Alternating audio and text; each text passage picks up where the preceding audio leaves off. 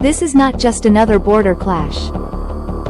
It is a violation of international law, a threat to human lives, and a reminder that the scars of past wars still shape our present. On the Thailand-Cambodia border, a shocking discovery has reignited old tensions: the confirmed use of PMN-2 landmines by Cambodian forces. To understand why this matters, we must first ask, what is a PMN-2 landmine?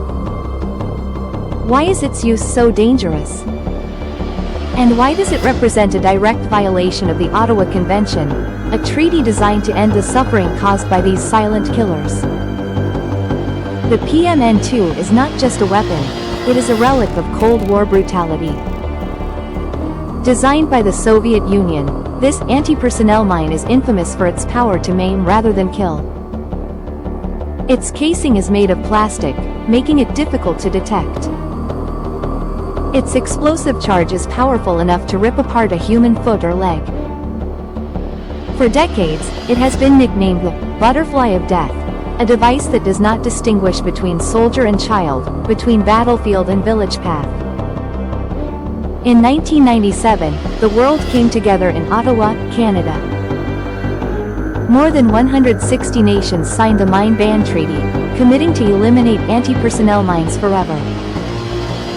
The treaty demanded that stockpiles be destroyed, use be banned, and contaminated land be cleared. Thailand was among the signatories. Cambodia too signed, recognizing the pain that mines had already inflicted on its own people during decades of civil war. And yet, in 2025, evidence emerged that Cambodian soldiers deployed PMN-2 mines along contested sections of the border. Thailand presented photographs, battlefield reports, and fragments of detonated mines. For Bangkok, this was not merely an act of aggression. It was a betrayal of trust, a violation of international law, and a crime against humanity. Why would Cambodia resort to such weapons? Analysts point to desperation. The border conflict with Thailand has drained resources. Artillery and rocket exchanges caused heavy losses. Mines, though outlawed, are cheap, effective, and terrifying. They can slow an enemy advance, defend positions, and instill fear in civilians. But their cruelty lies in what comes after.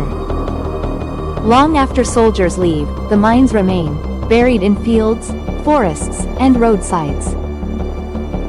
They kill for years, sometimes decades. The impact is devastating. In Cambodia, landmines from past wars have already claimed more than 60,000 lives since the 1970s.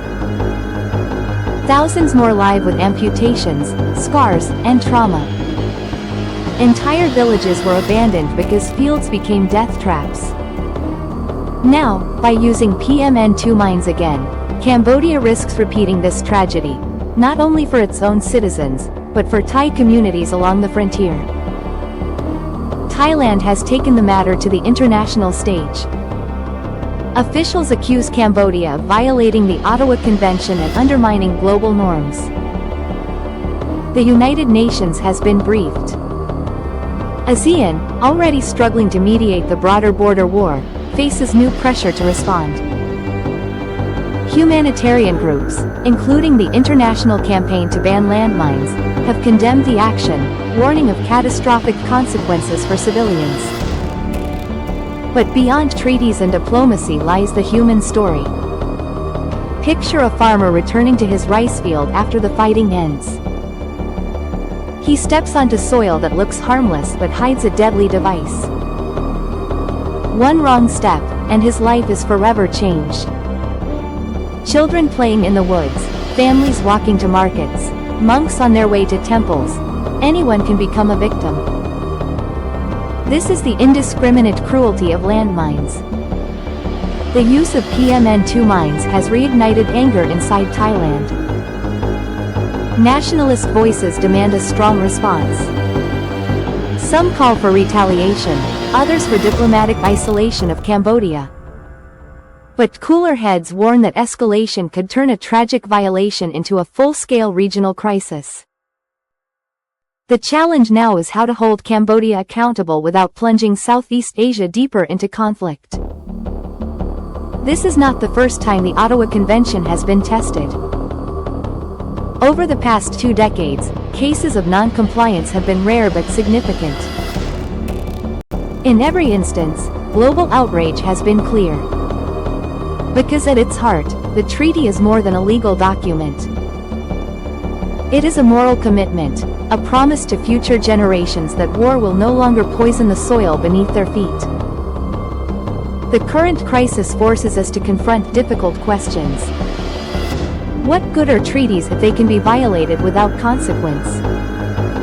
How much is the international community willing to do to enforce them? And most importantly, how many innocent lives must be lost before nations choose humanity over short-term military advantage?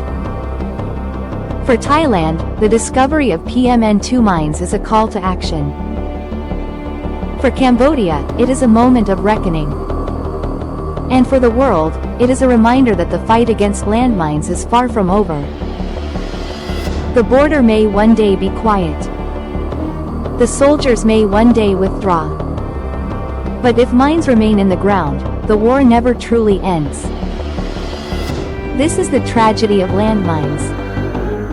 This is why the Ottawa Convention exists. And this is why the violation we see today is not just a dispute between 2 countries. It is a betrayal of a global promise, a promise to protect life, dignity, and the right to walk safely on one's own land. History will remember this moment. Will it be remembered as the day the world turned away, or the day humanity chose to stand together against one of the cruelest weapons ever devised? The answer will shape not only the fate of Thailand and Cambodia, but also the legacy of every nation that pledged to ban the mine forever.